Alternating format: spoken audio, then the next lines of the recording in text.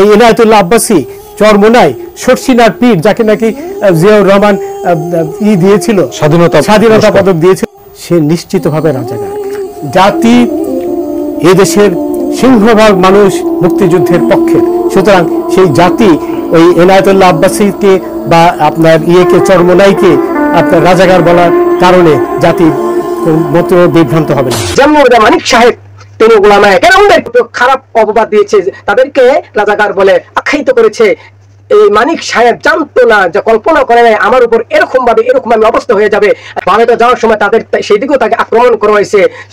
তখন পুলিশ যখন আদালত তুলছে তখনও তার উপর যেরকম ভাবে আপনারা সকলে ভিডিও দেখছেন, আর নতুন করে বলার কোনো কিছু নয়, যে যেরকম তার উপরে আক্রমণ করা হয়েছে, তারা সেই এক পরে অসুস্থ হয়ে পড়ছে। আর আল্লাহর গজব, আল্লাহ তাআলা বলে আমি ছাড় দেই, কখনো ছেড়ে দেই নাই। তুমি ঠিক হও নাই, তুমি বৃদ্ধ হয়ে গেছো, তারপরে তুমি মুখ ফুলে ফুলে উলামায়ে কেরামদের কথা বলছো, তুমি এখন ঠিক হয় নাই। আসসালামু আলাইকুম ওয়া রাহমাতুল্লাহি ওয়া বারাকাতুহু। نحمده ونصلي على رسوله الكريم أما بعد فأعوذ بالله من الشيطان الرجيم بسم الله الرحمن الرحيم إنما يخشى الله من عباده العلماء وقال رسول الله صلى الله عليه وسلم العلماء ورثة الأنبياء أو كما قال عليه الصلاة والسلام। সম্মানিত দর্শক শ্রোতা মণ্ডলী, আশা করি মহান আল্লাহ তাআলার অশেষ রহমতে আপনারা সকলে ভালো আছেন।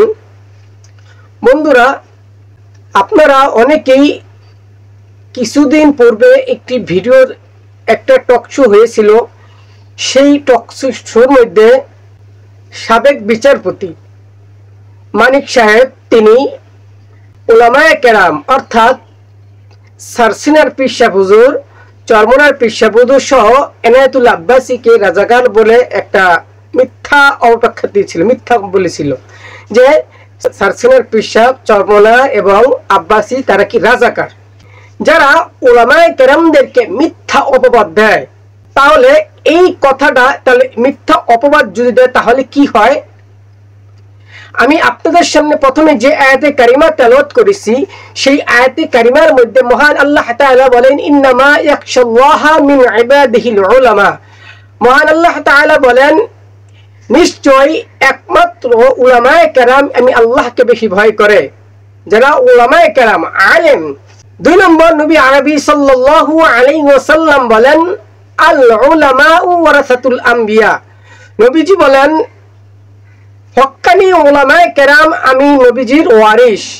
ওয়ারিস বলতে কি বোঝায় আপনারা একটা উদাহরণ দিলে বুঝবেন।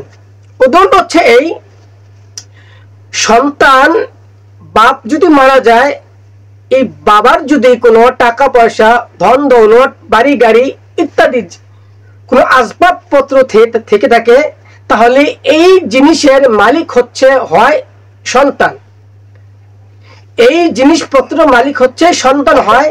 তেমনি ভাবে নবী আরবি সাল্লাল্লাহু আলাইহি ওয়াসাল্লাম বলেন তারাকতু ফীকুম আমরাইন লান তাদিল্লু মা তামাসসাকতুম বিহিমা কিতাবাল্লাহ ওয়া সুন্নাত রাসূলি।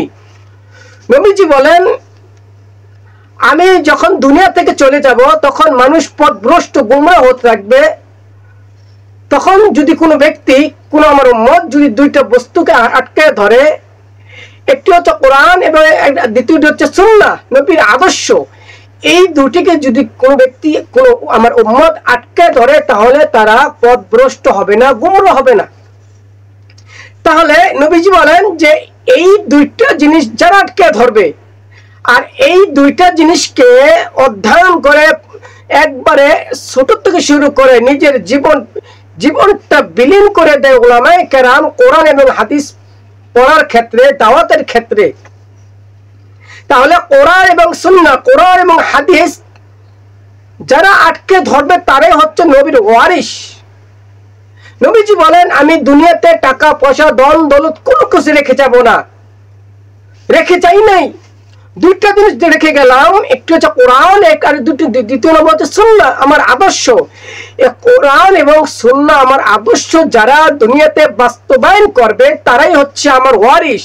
আর এই ওয়ারিস উলামায়ে কেরামদেরকে যারা গালি দিবে, যারা মিথ্যা অপবাদ দিবে, জেল জুলুম নির্যাতন যা কিছু করবে, তারা উলামায়ে কেরামদেরকে করে না, তারা নবীর ওয়ারিসদের, নবীদের এই করা হয়। কারণ যদি সন্তানকে যদি কেউ আঘাত করে, বাবার কষ্ট লাগে, বাবার আঘাত, বাবার দৌড়ায় যায়, বাবার ব্যথা পায়। যদি আমার নবী তো দয়ার সাগর, আমার নবী রহমাতুল লিল আলামিন, আমার নবী উলামায়ে কেরামদেরকে যদি কেউ মিথ্যা অপবাদ দেয়, কি আমার নবীকে দেওয়া হয় না? আজকে সমাজের মধ্যে দেখেন উলামায়ে কেরাম তারা কোরআন বলে, কোরআনের দাওয়াত দিচ্ছে, হাদিসের দাওয়াত দিচ্ছে। এই কোরআন এবং হাদিসে দাওয়াত দেওয়ার কারণেই তারা হয়ে যায় জঙ্গি, তারা রাজাকার, তারা তাদের মিথ্যা মামলা দিয়ে তাদেরকে জেলে ঢুকিয়ে দেয়, তাদের উপর জুলুম করে, নির্যাতন করে, ওয়াজ মাহফিলে তাদেরকে আক্রমণ করা হয়। কারণ কি? তারা একমাত্র হক কথা বলে বিধায়। আর যারা উলামায়ে কেরামদেরকে যারা এরকম হামলা মামলা জুলুম নির্যাতন দিয়ে উলামায়ে কেরামদেরকে যারা এরকম আঘাত করবে,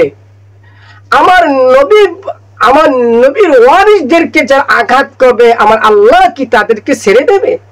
কখনো না।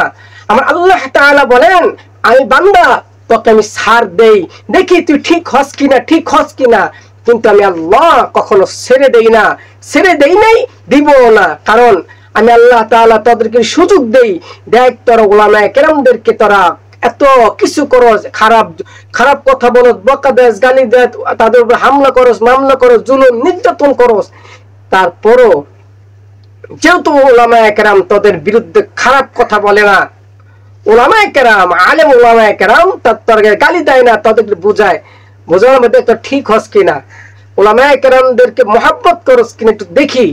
যখন দেখি তারা না, তাদের পথ ধরেই তারা চলা শুরু করে, তারা কোনো ঠিক হয় না, তখন আল্লাহ তাআলা তাদের উপর এমন আযাব পাঠাইয়া দেয়, এমন জুলুম, এমন ভাবে তাদেরকে লাঞ্ছিত করে, অপমান করে, সে কখনো তা কল্পনাও করতে পারে না। সেজন্য বন্ধুরা, আমরা আজ যারা উলামায়ে কেরামদেরকে কি করি, এরকম মিথ্যা অপবাদ দিয়ে উলামায়ে কেরামদের বিরুদ্ধে কথা বলি, এখনো ঠিক হয়ে যায়। যেমনি মানিক সাহেব, তিনি উলামায়ে কেরামদেরকে ওর উপর খারাপ অপবাদ দিয়েছে, তাদেরকে রাজাকার বলে আখ্যায়িত করেছে। এই মানিক সাহেব জানতো না, যে কল্পনা করে নাই আমার উপর এরকম ভাবে এরকম আমি অবস্থা হয়ে যাবে। ভারতে যাওয়ার সময় তাদের সেদিকেও তাকে আক্রমণ করা হয়েছে। তখন পুলিশে যখন আদালত তুলছে, তখনও তার উপর যেরকম ভাবে আপনারা সকলে ভিডিও দেখছেন, আমি নতুন করে বলার কোনো কিছু নয়, যে যেরকম তার উপরে আক্রমণ করা হয়েছে, তারা সেই এক পরে অসুস্থ হয়ে পড়ছে। কারণ আল্লাহর গজব, আল্লাহ তাআলা বলে আমি ছাড় দেই, কখনো ছেড়ে দেই নাই। তুমি ঠিক হও নাই, তুমি বৃদ্ধ হয়ে গেছো, তারপরে তুমি মুখ ফুলে ফুলে উলামায়ে কেরামদের কথা বলছো, তুমি এখন ঠিক হয় নাই। সেজন্য উলামায়ে কেরাম তাদেরকে হাতে পায়ে ধরে তাদেরকে দাওয়াত দিচ্ছে। উলামায়ে কেরাম যদি একজন হাকিম উলামায়ে কেরাম বিরুদ্ধে যখন একজন টুপিওয়ালাও কথা বলে, তখন কোনো কষ্ট লাগে। সাবেক বিচারপতি মানিকের মতন কিছু দুনিয়ালোভী আলেম রয়েছে, আলেম নামে জালেম রয়েছে, তারা ওখানে উলামায়ে কেরামদের বিরুদ্ধে কথা বলা শুরু করে। আমি একটা ছোট্ট একটা উদাহরণ দিলে আপনি বুঝবেন। একজন আল্লাহর ওলি, তিনাকে মানুষ যখন এই আল্লাহর ওলি মানুষদেরকে দাওয়াত দেয়, দিনের দাওয়াত দেয়, ইসলামের কথা বলে, কোরআনের কথা বলে, রাসূলের আদর্শের কথা বলে, তখন মানুষ বিরক্ত হয়ে তাকে পাথর মারে, তাদের ইট মারে, ঢিল মারে। কিন্তু হঠাৎ তখন ওই আল্লাহর ওলি খালি হাসে আর হাসে। হঠাৎ করে একদিন একজন মুসল্লি অথবা একজন টুপিওয়ালা তাকে একটা ফুল অথবা যে কোনো বস্তু ছুঁড়ে মারছে তার গায়ের মধ্যে, তখন দু চোখ বেয়ে বেয়ে পানি পড়া শুরু করে দিয়েছে। তখন আল্লাহর ওলিকে প্রশ্ন করা হয় যে, হুজুর, আপনাকে মানুষ পাথর মারে, ঢিল মারে, ঢিলে পাথর মারার কারণে আপনার শরীর থেকে রক্ত পড়ে, তারপরও আপনি হাসেন, কিন্তু এই টুপিওয়ালা আপনাকে কি করছে, একটা পাথর, একটা ফুল মাছ অথবা নরম একটা জিনিস নিক্ষেপ করলো, আপনি কাঁদেন কেন? তখন হুজুর কেঁদে কেঁদে বলে যে বাবা, যারা আমাকে পাথর মারে, যারা আমাকে ঢিল মারে, তারা আমাকে চেনে না আমি কত বড় নবীর আশিক, আমি কত বড়, আমি আল্লাহর ওলি, যারা আমাকে চেনে না। কিন্তু এই টুপিওয়ালা তো আমাকে চেনে, আমি কত বড় আল্লাহর ওলি, আমি কত বড় নবীর আশিক। নবীর আশিক হইলে আমি মানুষদেরকে দাওয়াত ইসলামের কথা বলি, কোরআনের কথা বলি, হাদিসের কথা বলি, তারপরেও আমার যখন পাথর মারে আমি হাসি। এটা দ্বারা একটা মেসেজ দিচ্ছি যে তখন আমার দুনিয়াদার মানুষ যখন উলামায়ে কেরামদের বিরুদ্ধে কথা বলবে, তখন কোনো কষ্ট লাগে না, উলামায়ে কেরামের কথা কষ্ট লাগে না, কোনো ব্যথাও লাগে না। যখন এই একজন টুপিওয়ালা হক্কানি উলামায়ে কেরামের বিরুদ্ধে কথা বলে, তখনই অনেক কষ্ট লাগে। কারণ এই উলামায়ে কেরামেই কোরআনের কথা, যে নাস্তিকের বাচ্চা আমার নবীকে গালি দিচ্ছে, আল্লাহর বিরুদ্ধে কথা বলছে, ইসলামের বিরুদ্ধে কথা বলছে, কোরআনের বিরুদ্ধে কথা বলছে, তখনই তো সেই হক্কানি আলেম উলামায়ে কেরাম রাজপথে নেমে যে নাস্তিকের বাচ্চা আল্লাহর বিরুদ্ধে কথা বলছে, কোরআনের বিরুদ্ধে কথা বলছে, আমার নবীকে গালি দিচ্ছে, সেই নাস্তিকের ফাঁসির দাবিতেই রাস্তায় নেমে তারা ক্ষমতাশালী ব্যক্তিরাই তাকে এরকম হামলা মামলা দিয়ে তাদেরকে জেলে নিয়ে গেছে, তাদের রিমান্ড হয়েছে, তাদেরকে জুলুম নির্যাতন করেছে। কারণ কি? তারা তাদের নিজের কোনো স্বার্থ না, আল্লাহর কথা বলছে, কোরআনের কথা বলছে, হাদিসের কথা বলছে বিধায়। আর যে নাস্তিকের বাচ্চা ইসলামের কোরআনে হাদিস এবং ইসলাম বিরুদ্ধে কথা, তাদের ফাঁসি দেওয়ার দাবিতেই মাঠে নামছে বিধায় তারা কি করছে, এই আলেমদের তারা জেলে নিয়ে গেছে। আর তারা তো জানে তারা কি কারণে জেলে গেছে, কি কারণে তাদের জুলুম নির্যাতন হামলা মামলা হয়, কিন্তু জানা সত্ত্বেও তারা তাদের এই ওয়াজ মাহফিলে তাদেরকে এই হক্কানি আলেমদের বিরুদ্ধে কিছু টুপিওয়ালা আছে, তারা বিরুদ্ধে কথা বলা শুরু করে দেয়, তাদেরকে খারাপ খারাপ মন্তব্য করে, তাদেরকে মস্করা করায়, ফাজলামি করে। তখনই এই আলেমদের কষ্ট লাগে, ব্যথা লাগে, সাধারণ মানুষও হাসে, এটা কেমন আলেম যে তারা এই আলেম কোরআনের কথা বলছে, হাদিসের কথা বলে, এবং যারা নবীর বিরুদ্ধে কথা বলে তাদের বিরুদ্ধে আন্দোলনের মিছিলে নেমে গেছে বিদায় তাকে জেলে নিয়েছে, আর সে মস্করা করে হাসে। ভাই, ভিডিওটি লম্বা হয়ে গেছে। সব কথার এক কথায়, আল্লাহ আমাদের সকলকে আলেমদের প্রতি ভালোবাসা বাড়াইয়া দাও। যারা এই আলেমদের বিরুদ্ধে কথা বলছে তারা কখন টিকে থাকতে পারে নাই। আমরা যদি এখনো যদি ঠিক না হয়, কিন্তু আমাদের অধপতন হবে। এই মানিক মিয়ার মতো, মানিক সাহেবের মতন, মানিক সাহেব কতই বুক ফোলা কথা বলছে, কতই টাকার গরমে, কত ক্ষমতার গরমে কত কিছু করছে, আজকে তার অবস্থা এমন হয়েছে, আজকে মনে করছি আমরা পার পেয়ে যাবো, আমরা কখনো পার পেয়ে যাব না। বন্ধুরা, আসুন আমরা আলেমদের মহব্বত করি, ভালোবাসি, কদর করি। যদি করতে পারি তাহলেই আমি বুক ফুলে বলতে পারবো যে কিয়ামতের ময়দানে আল্লাহ, আমি কোনো কিছু করতে পারি, তোমার নবীর ওয়ারিস উলামায়ে কেরামদের ভালোবাসি, তোমার নবীর ওয়ারিস উলামায়ে কেরাম কোরআন এবং হাদিসে যা কিছু বলছে সেই অনুযায়ী আমল করতে পারছি, এতটুকু বলতে পারবো। সেজন্য আমরা যে উলামায়ে কেরামদেরকে ভালো না বাসি, তাদের বিরোধিতা করব না। আলেমদের বিরোধিতা করে নাই, আলেমদের বিরোধিতা করে আপনি ক্ষতির মধ্যে পড়বেন, আমিও ক্ষতির মধ্যে পড়বো। কারণ আলেমরা হচ্ছে নবীর ওয়ারিস, যারা তাদেরকে আল্লাহ তাআলা ভালোবাসতে বলছেন। যারা আলেমদের ভালোবাসবে তার নবীকে ভালোবাসবে, আর যারা নবীকে ভালোবাসবে তাহলে কিয়ামতের ময়দানে নবীর সাথে জান্নাতে থাকবে। আল্লাহ তাআলা আমরা যা আগে শুনছি বলছি, আগে নিজেকে আমল করার তৌফিক দান করুক, তারপর আপনাদের আমল করার তৌফিক দান করুক। তো পুরো বিশ্বের মুসলমানদেরকে কোরআন হাদিস এবং ইসলামের নবীর প্রতি মহব্বত বাড়িয়ে দাও। সকলে বলে আমিন। আজ ভিডিও এই পর্যন্ত।